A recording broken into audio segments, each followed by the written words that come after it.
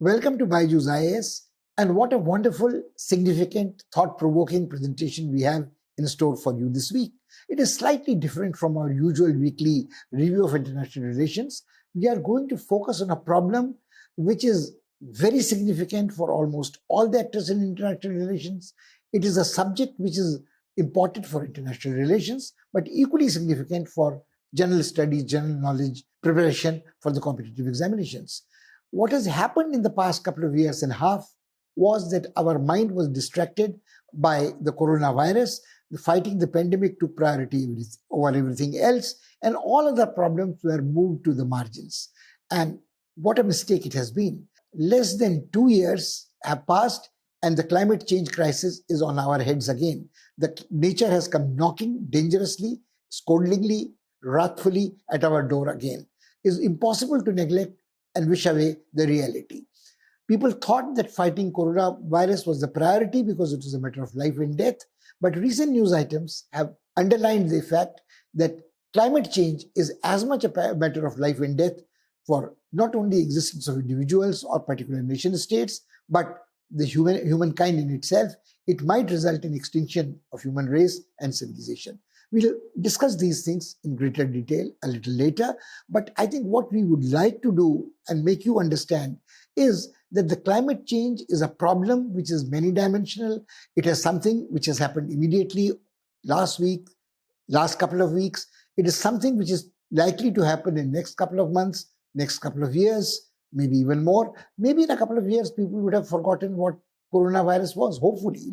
Or we'll be told, live with corona, we must get used to it. But can we get used to living with climate change? No.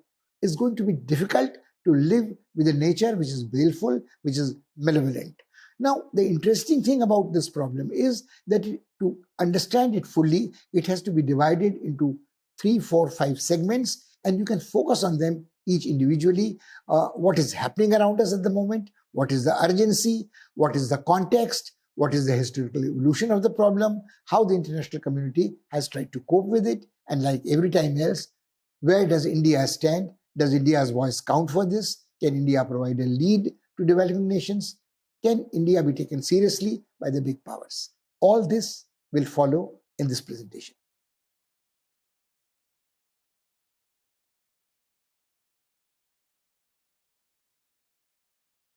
A quick look, first of all, reviewing what has been happening, what have been the cataclysmic events in the past few weeks, which have drawn our attention once again to the problem of climate change and what a great devastation it can wreak.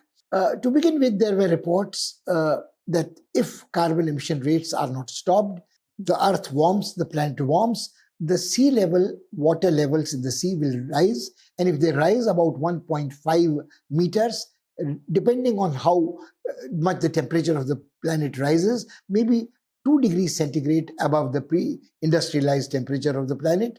This would result in inundation of many small microstates in the Pacific Ocean and elsewhere, and any country with an extended coastline would also have a problem of internal displacement and flooding of these areas, coastal areas, and disastrous consequences, economic, social, political might take.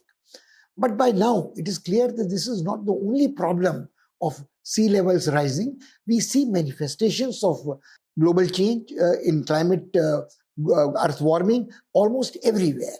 There are glaciers which are receding. There are polar caps which are melting. There are large continental size, small continental size, country size icebergs breaking away, permafrost melting, temperatures changing pleasantly in short term in Siberia, but might have disastrous consequences for biodiversity and for human beings living in those climates. If this continues, the summer might become a summer of our discontent. Then there are droughts which are increasing in magnitude. Greater areas are being covered by them.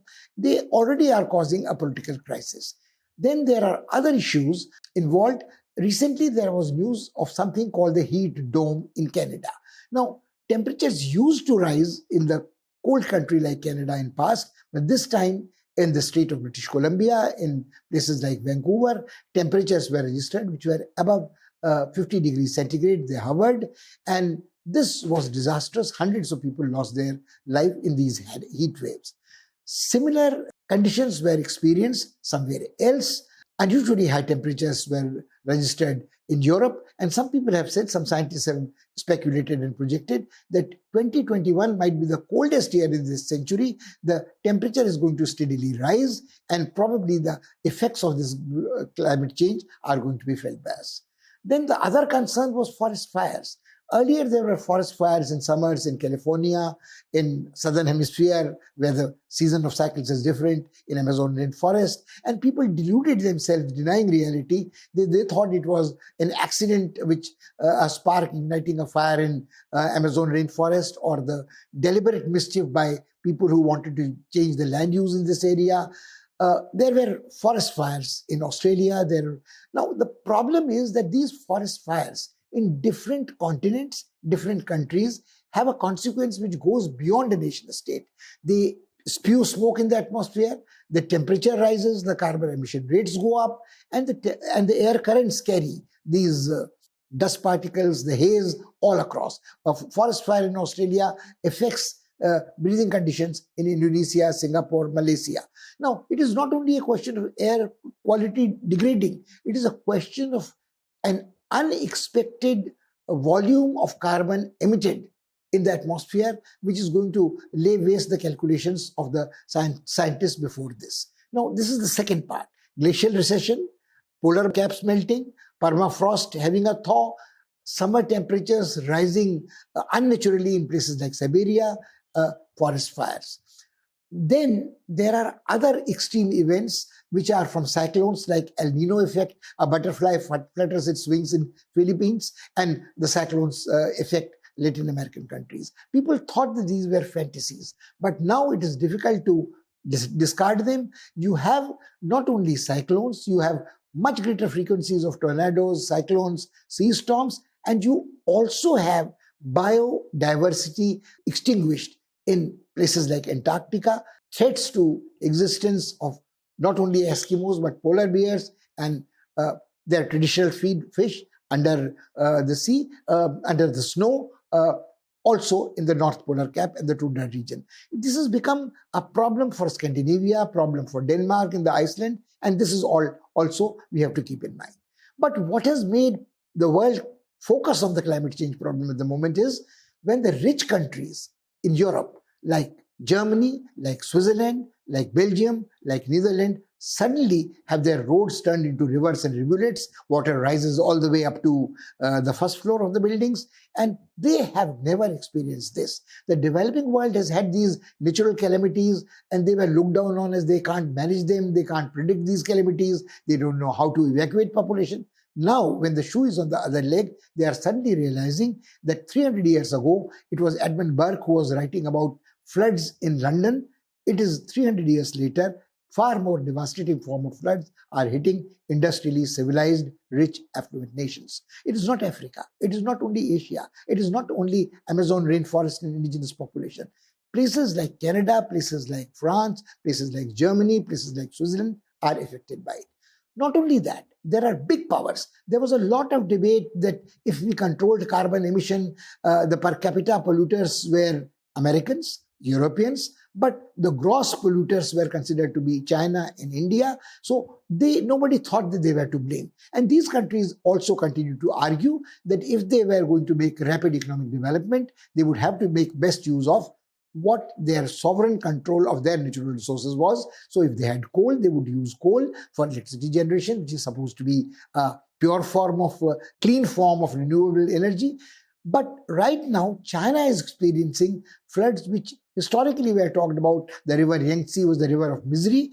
And now China has had the problem of blowing up a dam to save cities and towns along the river banks, in the proximity of the dam, especially the province of Hentay and Henan and the towns like Yangzhou, which lie somewhere middle between the national capital Beijing and Shanghai, the financial capital, have experienced extremely unnatural floods and rain, unprecedented in past 70, 80 years. Of course, the Chinese are given to hyperbole. They have said that in 1,000 years, nobody has seen floods like this. Nobody has the records of floods for past 1,000 years accurately, but the disastrous consequences of flooding are possible. Water flowed into subterranean channels where metro trains were running, water reached up to the neck level, people died of asphyxiation, there were threats of electrocution.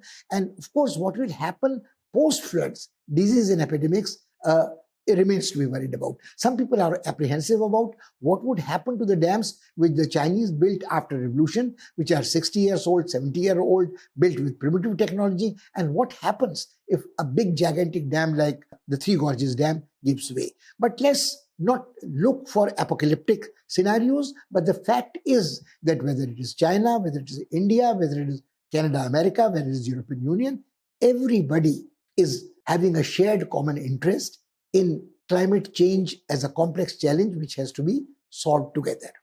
Now, the problem here is that can we expect them to act rationally, sensibly, and have a concerted policy? To understand this, we have to go back to the history of climate change challenge emerging and international negotiations to cope with it. So we'll have to go back to Stockholm and come to the recent Paris Agreement about climate change. The most important question which we must consider is that is the international community ready to arrive at a consensus to deal with this global challenge in a united front manner? Or is it that the misconceived perceptions of national interest, blind pursuit of national power is going to create problems and contentious issues will never be resolved?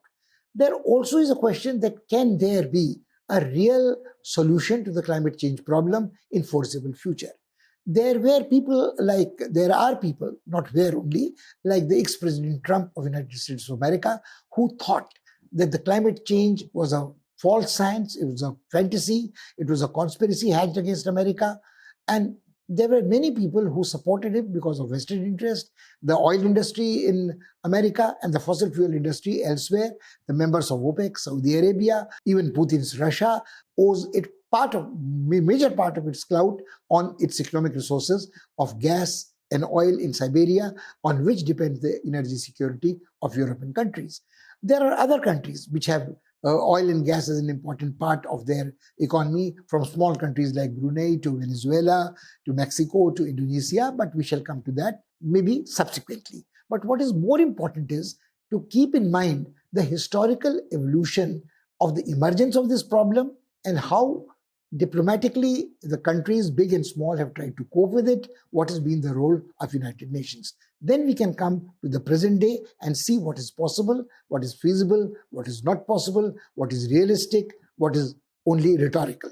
The perception of climate and environment as an impediment for development or a political problem first came to center stage in 1972 in the first Earth Summit at Stockholm. And interestingly, Mrs. Gandhi, the then Prime Minister of India, was only leader of the international stature who participated in this. She not only participated in this, she made a few fundamental seminal statements. She says that poverty is the greatest polluter.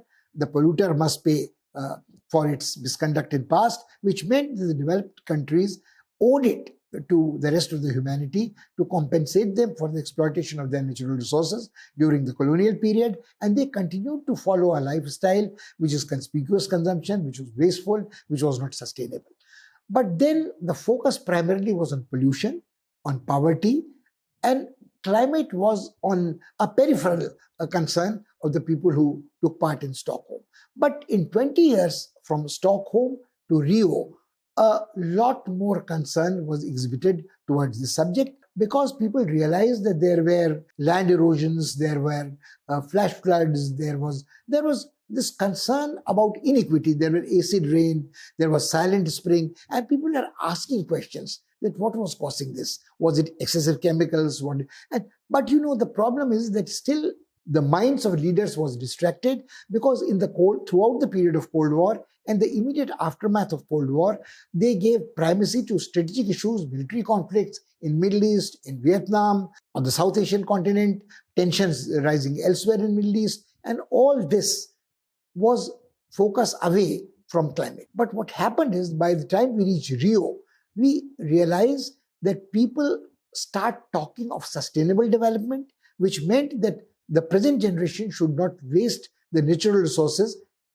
non-replenishable resources mindlessly, and not have a lifestyle which increases pollution. And by this time, pollution was carbon emission also. So a couple of years after Rio, we have the Kyoto Protocol. And the Kyoto Protocol was, when we talk to Kyoto, certain conferences on climate had preceded it. They are known as Conference of Party conferences. And Kyoto put forward a rather interesting concept that all the nations in the world had a common but differentiated responsibility for managing the crisis. Now, this was interesting because it also allowed the developed countries a loophole that they would come out with the concept of carbon trading. We would not change our polluting style, but if we were emitting into the atmosphere more carbon than we were entitled to do according to our population, we would pass on the burden, give them a price to certain smaller countries, certain developing countries, certain poor countries who would share their carbon quota with us. So this was a bit of a cheat. This was a bit of a sleight of hand. This was obviously a conjuring trick because the total carbon emission in the atmosphere was not saved.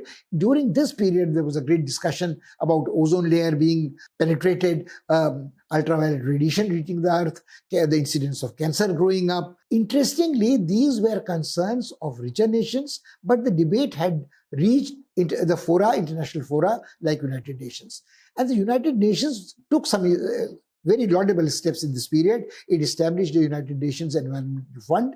It also worked towards the UN Framework Convention on Climate Change. It also brought into existence an intergovernmental panel for climate change, which was once headed by Dr. Pachauri of India. And during his presidency, this organization got a Nobel Prize for coping with this crisis. There also were not only these United Nations or governmental agencies, Conference of Parties, which focused on this. There were non-governmental organizations like Greenpeace, which were also raising issues of environmental equity, human rights violations, and threat to mankind and civilizational damages. It was not only Dr. Pachauri and IPCC that brought greater awareness about climate change to the world community.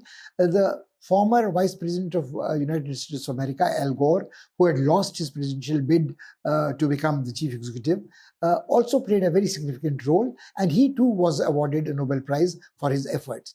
While these were positive development, there were lots of distractions also. When the Conference of Party, for instance, took place in Johannesburg, people were very keen to bring in the element of race here. So it became a battle for equity. When there was a conference in Seattle, it was about human face of globalization. So these were issues which diluted the concentrated focus on climate change. Obviously, there were political strategic concerns elsewhere. The rivalry between United States of America and Russia, and the emergence of Putin in Russia and reshaping the Russian state in his own image was also a major concern. There was European Union, which was committed to green politics, but it had on hand a complex task of coordinating its members' national interests. So there were distractions, and climate change was part of the ongoing discourse, but nobody gave it a priority. There also was a debate that why should the interests of the future generation take priority over the interests of the present generation. Some people suggested, given the time, in 40 years' time, 30 years' time, the world will find a scientific technological fix for climate change, and the next generations would probably live happily with climate.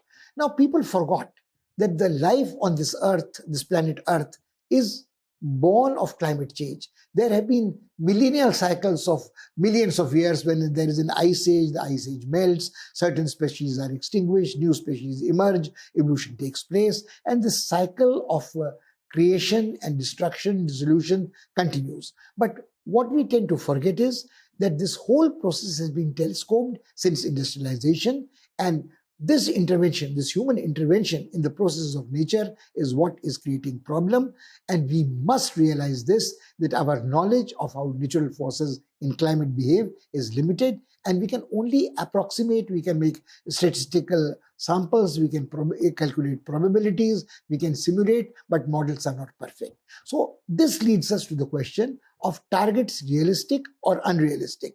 Now, all this is based on good statistical research and some probability theory that if the temperature is kept under 2 degrees since the onset of the industrial age, we probably can delay and postpone the cataclysmic effects of climate change. But the fact also remains, in the past half century, these targets have never been met. Not even 2 degrees Celsius has been there. People said that now we are on a tipping point. The target should not be 2 degrees Celsius, but 1.5 degrees Celsius. Some people make rhetorical claims that, oh, we will have zero emission in 2035 or zero emission in 2050. But 2035 is still about a decade and a half away. 2050 is even further down the road. And we don't know whether we will be able to manage the carbon emissions at all. Now, at the moment, we notice a recording of increase in temperature to almost 3 degrees from the pre-industrial days. So this is something which is of very great concern. Now, there was some kind of an agreement reached by the time the world reached the threshold of 2015, and there was a Paris Conference of Parties where everybody agreed that we had not made enough progress. If we want to survive, if we want to have sustainable growth, we should have a concerted policy about climate change. Unfortunately, the day it was signed, the agreement was almost dead, because the American president-elect, who was then the American president-elect Trump, said he would not abide by this agreement, detrimental to America's national interest, economic interest, by President Obama. And he, of course, believed that the climate change science was a fake, a conspiracy against America, etc., as we have mentioned before. And if America walked out of this, what was the reason for other big powers like China or Russia or European majors to stay in this? Because if America walks out, then the agreement is as good as dead. It is like the League of Nations experiment. Now, Biden, throughout his presidential campaign, made it clear that if he were elected as a president, he would rejoin this. And fortunately, the timelines of formally going out of the agreement, coming back to the agreement were such, but the damage was done. People thought that the Paris Conference of Parties agreement was dead, and other things took on center stage. It was the war against terror, it was American intervention in Afghanistan, Syria, Iraq, regime change, and all these events made it difficult for climate change negotiations to make any progress. One of the first things which Biden did after becoming the president was to rejoin the Paris Conference of Parties and say America will abide by the climate change. But then the promises made at Paris have turned out to be really a little unrealistic. On one hand, they are bombastic. You say that we will make available to contain the climate change devastating effects $100 billion a year, but actually it translates into, when it comes to actual commitment, as was clear at the recent G7 conference, $1 billion a year. So there is a difference of order of magnitude from $100 billion a year to $1 billion. And we don't even know whether this $1 billion would be spent wisely, advisedly. So where are we left with? We are left with a problem where we are going to, in the post-COVID devastation era, try to regain our grip on climate change negotiations, and we are looking forward to the next Conference of Parties in Glasgow sometime in October, November this year. And by that time, will there be an agreement? Will there be a consensus? There are boastful competitive claims on both sides. The United States of America says it will have zero emission by 2050, but whatever it is difficult to imagine that the claims of having a zero emission state can be validated by an independent objective party observer, but also it is equally important to realize that will this make a difference now that we have lost so much time? This takes us to the issue of where does India stand and whether India can raise its voice in favor of sensible climate change negotiations. When the Indian Prime Minister had participated in the Paris negotiations, that India could play a role in giving the lead to the rest of the world about alternative, renewable, clean sources of energy. The Indian Prime Minister had worked hard to have a solar alliance. It had tried to harness wind energy. It had tried to tell people that it would cut down its electricity generation from fossil fuels. But all that, post-COVID, is in some kind of a jeopardy because Indian economic development has suffered a setback. The priority is to have lose no more livelihoods, create jobs, have faster economic development. And can this be done with commitment to zero carbon emission in foreseeable future remains to be seen. As we conclude this week's international review with you, we think it is imperative that we recap some of the major points we have covered in this presentation. First of all, we must realize that the problem of climate change is no less important, no less a matter of life and death than the corona pandemic. We have been told repeatedly to learn to live with corona, but it would be a very foolish person who would advise to learn to live with climate change, because one may be forgotten in 3, 4, 5 years' time as another epidemic like the influenza, Spanish influenza after the First World War has been forgotten, or the AIDS pandemic has been forgotten, or Ebola virus or Zika virus come and go, or bird flu or swine flu. Without any disagreement, one can suggest that the pandemic, corona pandemic, has been very disruptive, is probably comparable only to the Spanish flu at the turn of the last century, the first quarter. But climate change is a far more dangerous and unimaginably hazardous challenge which mankind has to live with.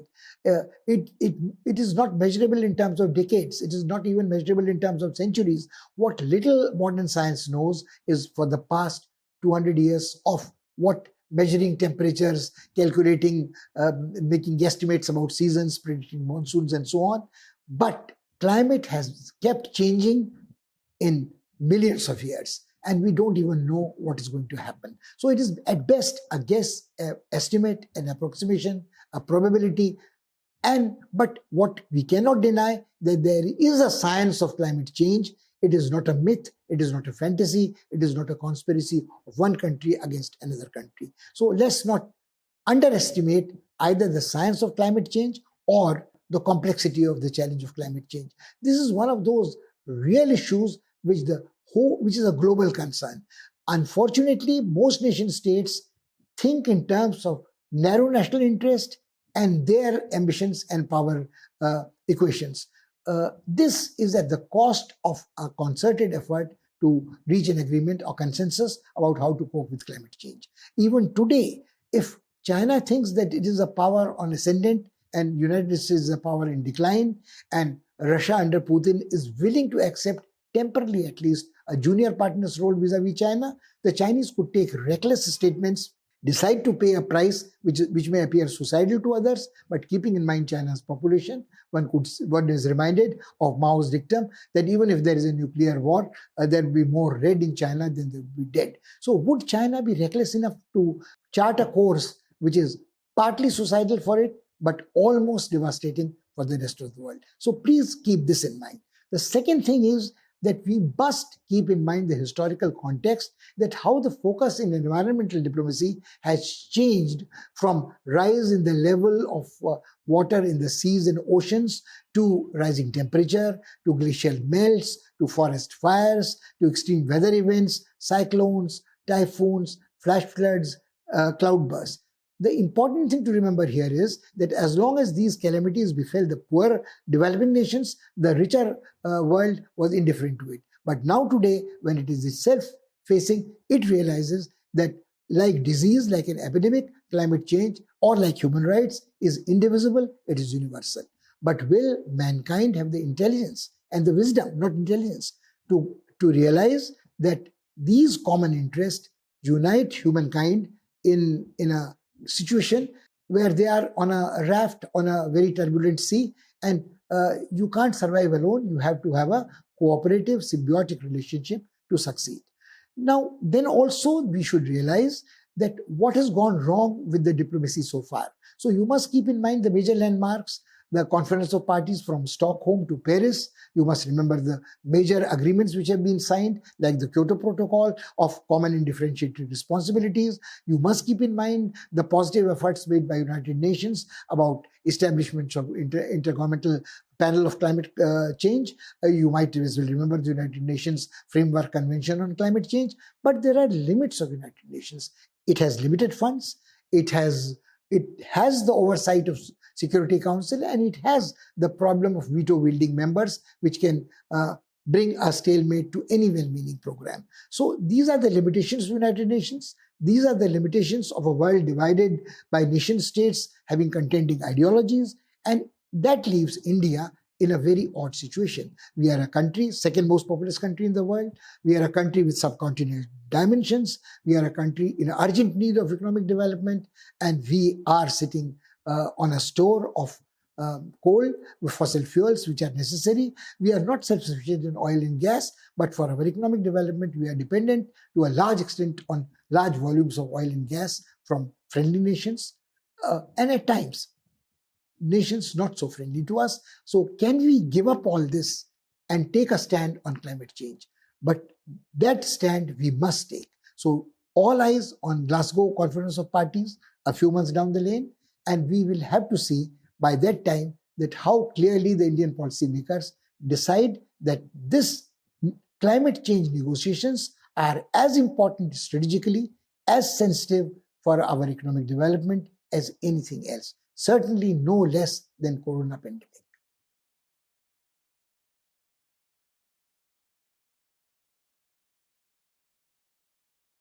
And this is all we have for you this week. We look forward to meeting you next week with another presentation. But in the meantime, we would be happy if you look at different aspects of this problem and try to understand what the core of the problem is. This is a topic which is important not only for preliminary or for the mains or for the interview. So we are trying to give you material.